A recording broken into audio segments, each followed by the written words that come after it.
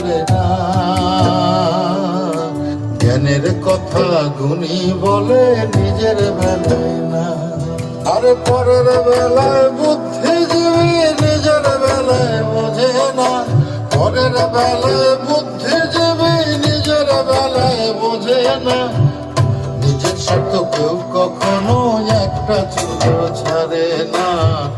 নিজের স্বার্থ কেউ কখনো একটা চুলো ছাড়ে না। জীবন